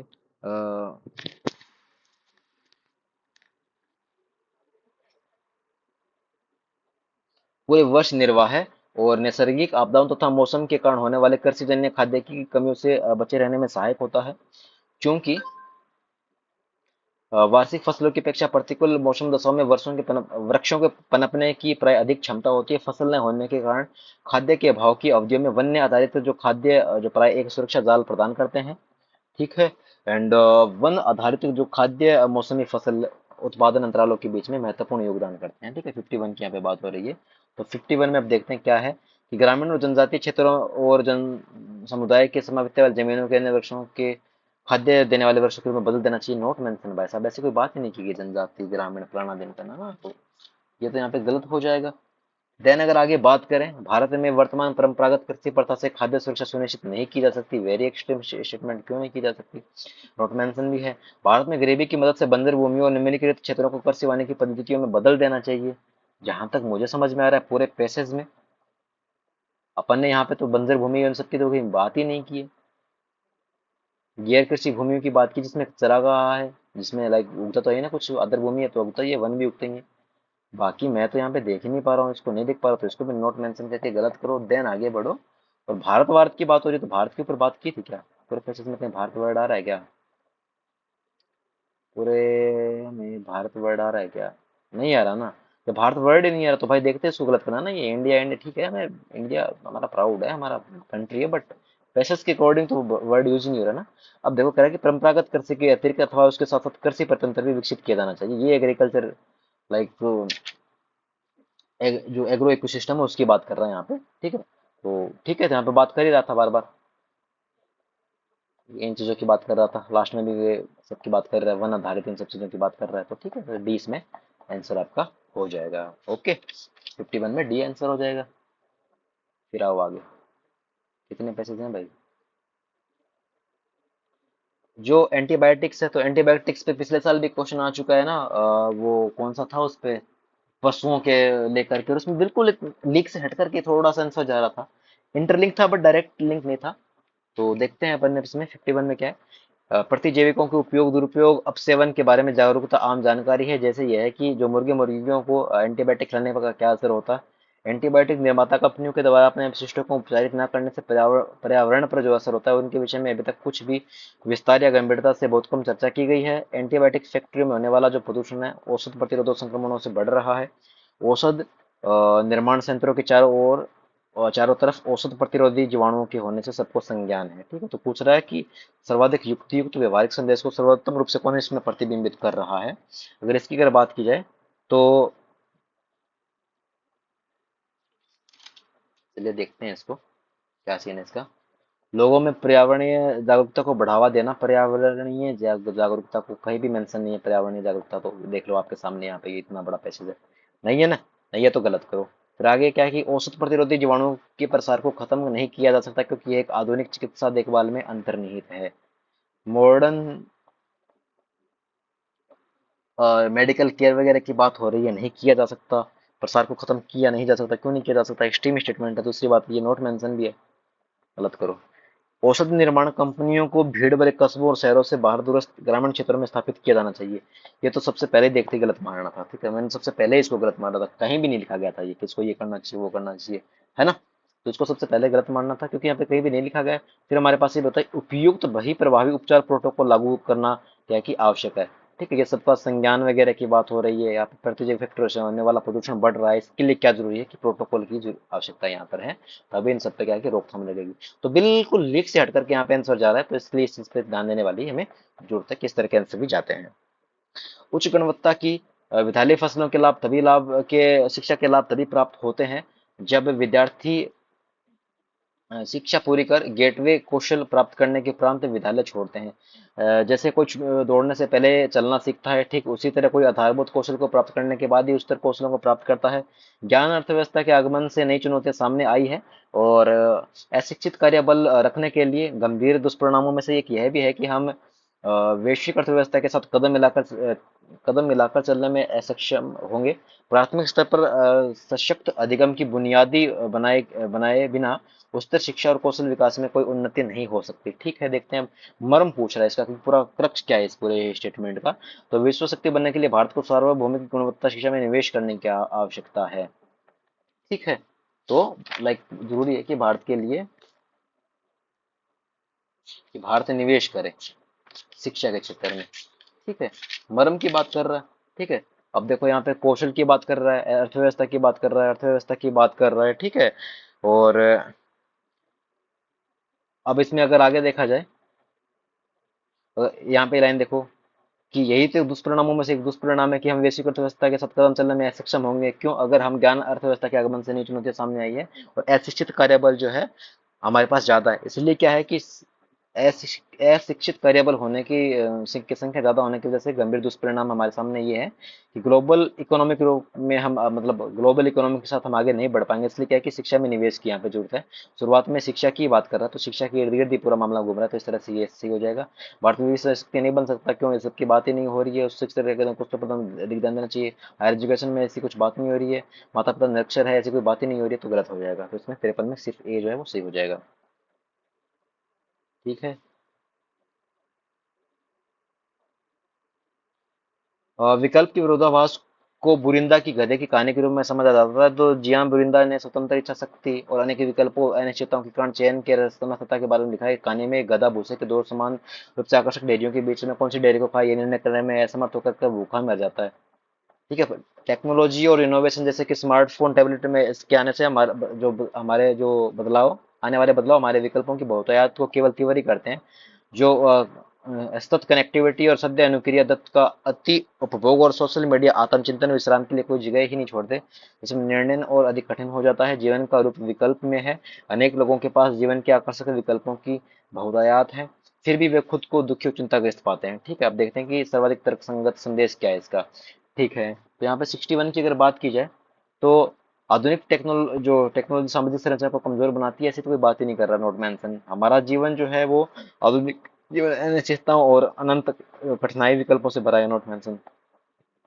ठीक है, हम दूसरों की राय से प्रभावित होते हैं और दूसरों की राय से नहीं प्रभावित, हम खुद ही पजल्ड रहते हैं। ठीक है, ये भी गलत है।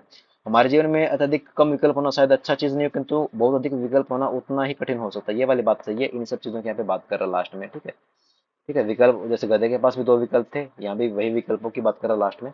ठीक है, तो इस तरह से क्या होगा, हमारा इसमें आंसर जो है वो डी हो जाएगा। ठीक है, फिर आगे बात की जाए कि भारत में घरेलू वित्त जो है वो बेजोड़ है। हमारी प्रवृत्ति स्वर्ण और संपदा जैसी भौतिक परिसंपत्तियों में भारी निवेश करने की है। बचत की वित्तीयकरण को बढ़ावा देने की कदम सोचनीय है। परंपरागत तौर तरीकों का बेहद जनसाधारण आसानी से वित्तीयकरण में नहीं कूद पड़ेगा। बदलाव के सामने जो रुकावटें हैं वे दुर्वह नौकरशाही संगठित वित्तीय संस्थाओं के प्रति संशय, इस बारे में आधारभूत संरचना सूचना का अभाव कि हर परिवार के लिए असंख्य सेवाओं और सेवा प्रदाताओं में से कौन सी सबसे अच्छी है, और यदि आवश्यक हो तो उनमें पारगमन कर सकते हैं या नहीं, और कर सकते हैं तो कैसे कर सकते हैं। घरेलू बचतों के अवित्तीयकरण के संबंध में निम्नलिखित में से कौन सा सही है, जो इस परिच्छेद में निहित हलों को सर्वोच्च रूप से प्रतिबिंबित करता है। ठीक है, तो हलों को विकसित करने का एक लचीला वातावरण आवश्यक है। परिवार के अनुसार बने हुए हलों की आवश्यकता है। वित्तीय प्रौद्योगिकी में नव परिवर्तन जो है वो आवश्यक है, ये ऐसी बात कर रहा है। ठीक है, तो यहाँ पे अब मेरे जब इसको कर रहा था तो ऐसे ही लग रहा था कि हाँ भाई इसमें शायद सारे सही होने चाहिए। ठीक है, लास्ट वाला लाइक इसमें ये लग रहा था कि लाइक इनोवेशन वगैरह की वित्तीय प्रौद्योगिकी में नव परिवर्तन आवश्यक है। तो मुझे यहाँ पे लाइक ऐसा कुछ वर्ड एक्चुअली में दिखा नहीं था, क्योंकि पहले दोनों तो सही है। हमारी निवेश करने की हमारी प्रवृत्ति है वो इस निवेश करने की है, खुद बदलाव के सामने जो रुकावट है वो है जो दुर्व्यय नौकरशाही संगठित वित्तीय संस्थाओं के प्रति संशय इस बारे में आधारभूत सूचना का भी अभाव है कि असंख्य सेवाओं और सेवा प्रदाताओं में से कौन सी सबसे अच्छी है, यदि आवश्यक हो तो उन्हें पारगमन कर सकते हैं या नहीं, और कैसे कर सकते हैं। ठीक है, तो इसमें इन्होंने ये भी लिखा कि जो फाइनेंशियल जो innovation in financial technology are required. ठीक है, तो इसकी भी बात की गई इन्होंने, यूपीएससी ने 62 में डी को मतलब सही माना है, तो ये तीनों स्टेटमेंट यहाँ पे सही है। ठीक है, अब हलों को विकसित करने के लिए लचीला वातावरण आवश्यक है, ये बिल्कुल थोड़ा लीक से हट करके हमारे पास एक जवाब है। तो परिवार के अनुसार बने हुए हलों की आवश्यकता है। देखो इसमें क्या है कि इन्होंने कहीं भी ये नहीं लिखा कि अ, कोई भी सही नहीं है। अगर ऐसा लिखा होता हो तो शायद हम सोच लेते कि देखो घरेलू बचत के वित्तीयकरण के संबंध में लाइक कौन सा सही है कौन सा गलत है, कि नोट मेंशन ऐसा कुछ लगा आते कि as it is word mention नहीं है, वो वाला दिमाग में थोड़ा रख के। बट क्योंकि चीजें डायरेक्टली लिखी नहीं गई है, और घरेलू बचत बचत का जो वित्तीयकरण है उसकी बात कर रहा है यहाँ पे। ठीक है, तो इसमें क्या है कि डायरेक्टली इनडायरेक्टली फिर जो लाइक पहला होगा, दूसरा जो statement as it is mention नहीं है तो दूसरा भी होना चाहिए, क्योंकि ये भी एज इट इज मेंशन नहीं है। ठीक है, और फिर पहला और दूसरा, और तो तीसरे ने अब ऐसा क्या नुकसान कर दिया, तो तीसरा भी फिर होगा ही होगा। तो ये वाली चीज एक टैक्टिक ट्रिक आप इसको मान सकते हो, कि ये वाली चीज भी यहाँ पे आपको ध्यान में होना चाहिए कि जब नहीं हो रहा है तो इस तरह से सारे आंसर उसमें सही जाएंगे। ठीक है, औषधीय पेटेंट पेटेंट कराने वालों को पेटेंट अवधि के लिए संरक्षण प्रदान करते हैं। पेटेंट कराने के लिए स्वतंत्रता मिलती है कि दवाओं की कीमत निर्धारित करे, एक अधिकार की अवधि तक के समय तक सीमित हो, किंतु हो सकता है ये जनता अधिक खर्च झेल ना पाए। यह विश्वास किया जाता है कि करने वालों को और दिया गया ऐसा पेटेंट जो है वो संरक्षण जनता को एक लंबी अवधि के दौरान नव परिवर्तन और रिसर्च एंड डेवलपमेंट के माध्यम से लाभकारी होगा। यद्यपि इसके लिए कीमत देनी होती है जो कि पेटेंट की हुई दवा के लिए अपेक्षाकृत अधिक कीमत के रूप में होती है। यद्यपि यह पेटेंट व्यवस्था और कीमत संरक्षण पेटेंट रहने के दौरान दवा की कानूनी रूप से वैध ऊंची कीमत के माध्यम से पेटेंट कराने वालों को नव परिवर्तन अनुसंधान पर आय की लागतों का प्रतिफल प्राप्त करने के लिए एक वैध क्रिया पद्धति जो है वो उपलब्ध करवाते हैं। तो थोड़ा सा घालमेल सा कर देना, पता नहीं क्या क्या ही बोल दिया। ठीक है, देखते हैं कोई दो इसमें से सही है तो अपने को थोड़ा इजी हो जाता है कि लगे एक सबसे पहले कोई दो, एक या दो गलत या सही करते हैं, उस हिसाब से देखते हैं। पेटेंट कराने वालों को दिए गए पेटेंट संरक्षण के कारण पेटेंट वाली जो दवाएं हैं सुलभ करने में जनता नहीं कर सकती, पर भारी बोझ पड़ता है, obvious सी बात है। उनको ये प्रॉपर राइट होता है कि वो कितना लाइक यहाँ पे लिखा है ना, देखो ये रहा ऊंची कीमतों की बात कर रहा है, और यहाँ पे ये भी लिखा है कि वो कीमत वो खुद निर्धारित करे, तो इससे हाँ इनको कह रहे खरीदने की शक्ति पे भारी बोझ पड़ सकता है। एक तो सही है, मतलब तीन और चार गलत है। सी और डी गलत है। ठीक है, अब तीन नंबर अपने को पढ़ना नहीं है तो इसको भी गलत करो, क्योंकि तीन ऑप्शन में नहीं है। दो और चार को देखो कि औषधीय उत्पादों के लिए अन्य देशों पर निर्भरता विकासशील और गरीब देशों के लिए बोझ है, तो ये वर्ड कहीं भी मेंशन नहीं है। जब मेंशन नहीं है तो इसको गलत करो, तो एक और चार इसमें क्या होगा आपका सही हो जाएगा। मैंने भी ये किया था, पहला स्टेटमेंट देखा पढ़ा, फिर दूसरा स्टेटमेंट देखा जिसमें विकासशील देखा था, जिसमें कहीं भी मेंशन नहीं किया गया था, मैंने इसको गलत मारा, सीधा 5 सेकंड में आंसर आ गया था। भारत को जो नागरिकों का जो डेटा निरापद और सुरक्षित करते हुए डिजिटल अर्थव्यवस्था की संवर्धि को सुनिश्चित करना चाहिए। कोई भी वैसा वातावरण में जहाँ निगरानी होती है, ऐसी जगह में जहाँ किसी व्यक्ति की निजी जानकारी संकट में हो, न परिवर्तन नहीं करेगा। तथ्य का मूलभूत नियंत्रण उन्हीं व्यक्तियों के पास होना चाहिए जिनसे ये सर्जित होते हैं। उन्हें ही उनको जैसा कि वे चाहे उपयोग के लिए सुलभ या प्रतिबंधित या मुद्रीकृत करना चाहिए। इसलिए डेटा कंजर्वेशन जो जितने भी लॉ है तो दोबारा सही प्रकार से उनका नवप्रवर्तन जो प्रयोक्ता केंद्रित और निजी संरक्षी निजता संरक्षी हो सुकर होना चाहिए। ठीक है, 64 में बात कर रहा है लाइक डेटा सिक्योरिटी की बात कर रहा है यहाँ पे। ठीक है, तो अगर अगर अगर अपने इसमें तो मैं पता नहीं इतना ज्यादा बोल देता हूँ कि अगर वर्ड दो तीन बार मुझसे बोला जाता है, माफी चाहूंगा इस चीज के लिए। ठीक है, निजता का संरक्षण मात्र अधिकार नहीं है बल्कि इसका अर्थव्यवस्था के लिए भी मूल्य है। तो ऑब्वियस सी बात है, इसकी तो बात कर रहा है। निजता और नवप्रवर्तन के बीच एक आधारभूत कड़ी है। ठीक है, तो इन सब की तो बात हो रही थी, ये बात हो रही है और ये बात हो रही है। ठीक है, तो इसमें दोनों इंस्ट्रूमेंट सही हो जाएंगे। कौन सी वेद है, दोनों ही वेद है इसमें। ठीक है, बस करो यूपीएससी, कितना पैसे पूछोगी। यद्यपि बेरोजगारी दर अर्थव्यवस्था के अपने निष्पादन हेतु बार बार प्रयुक्त किया जाने वाला मानदंड है, फिर भी स्कूल और कॉलेज में बढ़ते नामांकन की दशाओं के अंतर्गत इसमें गलत तस्वीर चित्रित होती है। बताई गई बेरोजगारी दर प्रभावी रूप से उन युवा भारतीयों के अनुभव पर आधारित होती है जिन्हें उच्च रोजगार चुनौतियों का सामना करना होता है, और जो अधिक उम्र वाले समकक्षों की अपेक्षा कहीं सही काम करने के लिए प्रतीक्षा करने में अधिक तत्परता दिखाते हैं। माध्यमिक अथवा उच्चतर शिक्षा वाले लोगों के लिए बेरोजगारी की चुनौती कहीं अधिक है, और बढ़ते हुए शिक्षा के स्तर बेरोजगारी की चुनौतियों को बढ़ावा देते हैं। पूछ रहा है कि इसमें सर्वाधिक प्रतिबिंबित कौन सा है। और अगर 71 की अगर बात की जाए तो स्कूल और कॉलेज में नामांकन ऊंचा है, लेकिन शिक्षक गुणवत्ता का अभाव है। नोट मेंशन, ऐसा कोई मेंशन ही नहीं है भाई। विशाल संख्या में बेरोजगारों को समायोजित करने के लिए कोई श्रम गहनता वाला उद्योग नहीं है। Note mention. शिक्षा प्रणाली को समुचित रूप से विकल्पित किया जाना चाहिए ताकि शिक्षित लोगों के लिए स्वरोजगार सुकर हो। बेरोजगारी को युवा भारतीयों में सुनिश्चित रूप से बढ़ती हुई शिक्षा और आकांक्षाओं के फलन के रूप में देखा जाना चाहिए। ठीक है, संभावित रूप से प्रतिबिंबित बात कर रहा है, तो संभावित रूप से प्रतिबिंबित कौन सा इसमें है?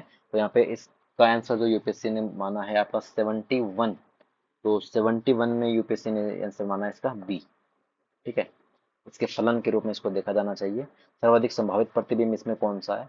तो लाइक ये है कि माध्यमिक और उच्च शिक्षा वाले जो लोग बेरोजगारी की चुनौतियों में अधिक है, इसलिए जो बढ़ती शिक्षा के स्तर की बेरोजगारी चुनौती को और बढ़ा देते हैं। इसलिए किया है कि बेरोजगारी को युवाओं भारतीय युवाओं में निश्चित रूप से बढ़ती हुई शिक्षा और आकांक्षा के फलन के रूप में देखा जाना चाहिए कि ये एक दूसरे के ये रिजल्ट हैं, एक दूसरे से साथ लिंक्ड है। यानी अनएम्प्लॉयमेंट जो है must be seen as a function of rising education and aspiration of young Indians. ठीक है, तो यहाँ पे इसमें क्या होगा? बी जो है आपका आंसर जो है वो सही हो जाएगा। तो मस्ट लिखा हुआ अंग्रेजी में, तो उससे घबराना नहीं है बिल्कुल भी, क्योंकि ये बहुत पॉजिटिव स्टेटमेंट है, तो सही होगा इसमें। कितने हैं यार, बहुत परेशान कर दिया इन्होंने कसम से। सबसे पहले देखते हैं ये कि राज्य का अंतिम लक्ष्य लोगों पर प्रभुत्व रखना नहीं है, नहीं उन्हें उनको डराकर नियंत्रित करना होता है, बल्कि ऐसा होना चाहिए कि जिससे कि हर व्यक्ति भय से मुक्त हो तथा पूरी सुरक्षा के साथ खुद को और पड़ोसी क्षति पहुंचे बिना जिससे के कार्य कर सके। फिर मैं दोहराता हूँ कि राज्य का लक्ष्य बुद्धि संगत प्राणियों को बुद्धिहीन पशुओं में बदल देने वाला नहीं है। यह लक्ष्य है उनके शरीरों को, उनके मन को सुरक्षा पूर्वक कार्य करने में सुखी बनाना। यह लक्ष्य है लोगों को स्वतंत्र विवेक के अनुसार जीने और इसे व्यवहार में लाने की ओर, ताकि वे अपनी शक्ति को घृणा और क्रोध छल कपट में नष्ट न करें, नहीं एक दूसरे के प्रति अन्यायपूर्वक काम करें। तो ये किसकी ओर बात कर रहा है? तो मेरे ख्याल से ये बताने वाली कुछ चीज है नहीं भाई, स्वतंत्रता के बारे में बात कर रहा है ना यहाँ पे। ठीक है, तो इतना मैं मतलब क्या ही बोलूँ इसमें। ठीक है, भय वगैरह से मुक्त होना चाहिए, अलग आदमी स्वतंत्र होना चाहिए, उसी की बात कर रहा है। अब आखिरी वाला है, तो इसको अपन बिना पैसे पड़े ऑप्शन के साथ करने की कोशिश करते हैं। ठीक है, 72 में पूछ रहा है कि सर्वाधिक तार्किक युक्ति संगत और व्यवहारिक संदेश इसमें से कौन सा? तो आधुनिक राज्य मर्मज्ञों को वैज्ञानिक पद्धति दार्शनिक चिंतन में भलीभांति प्रशिक्षित होने की आवश्यकता, ताकि उन्हें भूमिका और दायित्व के प्रति बेहतर परिप्रेक्ष्य मिल सके। थोड़ा सा सकारात्मक सा स्टेटमेंट लग रहा है, तो ठीक है, देखते हैं, इसको होल्ड कर लो। यह वांछनीय नहीं है कि सरकारी अनुभव सिद्ध राज्य में मर्मज्ञों द्वारा प्रबंधित हो, जब तक कि दूसरे लोग भी उसमें न मिले, उनमें ज्ञान प्राप्ति की विवर्ती हो जिनमें बुद्धिमत्ता प्रतिबिंबित होती हो। तो इसको भी होल्ड कर लो, अभी पॉजिटिव ही लग रहा है ये भी। यह वांछनीय है कि सभी वैज्ञानिकों का दार्शनिक होना आवश्यक हो, और ताकि उनके लिए लक्ष्य विमुख हो, इस प्रकार का समाज के लिए प्रयोजन उपयोगी हो। ठीक है, तो ये एक्सट्रीम स्टेटमेंट है कि जरूरी नहीं कि सभी जो साइंटिस्ट है वो लाइक फिलोसफर होना उनका जरूरी नहीं है ना। चूंकि मर्मज्ञ नौकर उत्पाद के ही उत्पाद है, समाज में एक ऐसी शिक्षा प्रणाली का होना जो नागरिकों को बहुत कम उम्र में से ही मतलब कम उम्र में क्या करे, वैज्ञानिक पद्धति और दार्शनिक चिंतन से प्रशिक्षण केंद्रित करने पर ध्यान दे। तो ऐसी किसी शिक्षण पद्धति की बात होगी कि नहीं होगी, देखते हैं अब इसमें। और विज्ञान स्वयं में पर्याप्त नहीं है, विज्ञान के अलावा भी बल और नियम की व्यवस्था होना आवश्यक है जो विज्ञान का समन्वय करे, उन्हें लक्ष्य की ओर निर्देशित करे। कोई भी पाठ्यक्रम ठीक तौर से चलाया नहीं जा सकता, क्योंकि ये खुद लक्ष्य की ओर से निर्धारित नहीं किया गया हो। वैज्ञानिकों को जिसकी आवश्यकता है वह है दर्शन, वैज्ञानिक पद्धतियों का विश्लेषण और वैज्ञानिक प्रयोजन और परिणामों का समन्वय। इसके बिना कोई भी विज्ञान सतही नहीं होगा। ठीक विज्ञान की ही तरह विज्ञान सरकार को दर्शन के भाव के कारण भुगतना पड़ता है। दर्शन का समाज विज्ञान के साथ ठीक वही संबंध है जो राजनैतिकता का राजनीति के साथ है। सकल ज्ञान और परिप्रेक्ष्य में निर्देशित होते चले जाना, न कि लक्ष्यहीन और व्यक्तिगत प्रयत्न करते हुए। ठीक जैसे मनुष्य की वास्तविक जरूरतों और जीवन से पृथक होकर ज्ञान का अनुसरण पांडित्यवाद बन जाता है, उसी तरह विज्ञान और दर्शन से पृथक होकर राजनीति का अनुसरण एक विनाशक अर्थव्यवस्था में बदल जाता है। ठीक है, इंटरलिंक की बात कर रहा है यहाँ पे। तो ये तो बात ही नहीं कर रहा कि प्रशिक्षण वगैरह देना चाहिए, तो गलत ही हो जाएगा। ठीक है, आधुनिक मर्मज्ञों को वैज्ञानिक पत्तेदार से चिंतन से भलेभांति प्रशिक्षित करने की आवश्यकता की उनकी भूमिका। आधुनिक राजमर्मज्ञों को ऐसा ऐसा करने की आवश्यकता, ऐसा नहीं लिखा। इंटरलिंक की तो बात कर रहा है कि एक दूसरे के साथ ऐसे जुड़ा होना चाहिए ताकि चीजें लाइक कंट्रोल में रहे। ये वांछनीय नहीं है, इट इज नॉट डिजायरेबल। ये जरूरी नहीं है कि सरकारी अनुभव सिद्ध राजमर्मज्ञों के द्वारा ही प्रबंधित हो, जब तक कि दूसरे ऐसे लोग भी उसमें ना मिले जिनमें ज्ञान प्राप्ति की विवर्ती हो और बुद्धिमत्ता पर प्रतिबिंबित हो। Have government managed by an empirical status when unless well mixed with others who are grounded in learning and reflect wisdom। ठीक है, तो ये वाला बात यहाँ पे हमारी सही चल रही है। ठीक है, आधुनिक राजमर्मज्ञों को वैज्ञानिक पद्धति इसमें प्रशिक्षित होने की आवश्यकता है, इन सबकी तो बात ही नहीं कर रहा। हाँ, आपसी तालमेल की आवश्यकता है कि दर्शन को दर्शन में बहुत अच्छा आना चाहिए और वैज्ञानिक को विज्ञान का अच्छा आना चाहिए। बाकी एक दूसरे के साथ कुछ भी मिक्स नहीं होना चाहिए ना। तो ये इतना है कि नहीं कि इनको सीखना ही पड़ेगा ऐसा वो सब, वो नहीं। यहाँ पे बी आंसर जो आपका इजिली यहाँ पे आंसर सही हो जाएगा। ठीक है, तो इस तरह से इसमें बी आंसर है 73 में। तो इस तरह से अपना सी सेट का पूरा पेपर कंप्लीट हो चुका है, ये 2023 का। और इसी के साथ मैंने 2013 से और 2023 तक अपनी तरफ से सारे पैसेज करवा दिए हैं भाई अपनी तरफ से। जहां तक मैंने करवाए हैं भाई, मुझे इतना तो लग ही रहा है कि आप कम से कम 80% से ज्यादा तो पैसेज करना सीख ही गए होंगे। इतना ही मैं करवा सकता हूँ। मैं एक एब्सोल्यूट पर्सन नहीं हूँ, आप भी एक एब्सोल्यूट स्टूडेंट नहीं है कि अपन सभी सही और गलत कर देंगे। बट ठीक है, जैसा चल रहा है चलने दो। लाइक रिवीजन करो, खूब रिवीजन करो, जो जो बताया गया उसको फॉलो करो। लास्ट 5 साल के पेपर कम से कम आप अच्छे से उसको उस पर फोकस रखो। आंसर कैसे जा रहे हैं उस पर ध्यान दो, बिल्कुल आएगा आपका जवाब। और लाइक कर देना वीडियो, प्लीज लाइक कर देना, क्योंकि और कुछ नहीं है, बस हौसला मिलता है इससे। आर्थिक जैसा कुछ उद्देश्य है नहीं कि पैसा कमाना, ये वो सब नहीं। अगर ये सब करना होता तो जैसे चैनल की हालत है तो मैं शायद वीडियो बनाने बंद कर देता। बट ठीक है, काम अपना ये कि कम्युनिटी बनी रहती है अपनी कम्युनिटी। ठीक है, तो काम कर रही है तो करने दो, जब तक कर रही है। और लाइक कर देना प्लीज, सब्सक्राइब नहीं किया तो सब्सक्राइब कर देना, शेयर भी कर सकते हो शेयर कर देना अपने दोस्तों के साथ जो तैयारी कर रहे हैं। बहुत बहुत धन्यवाद।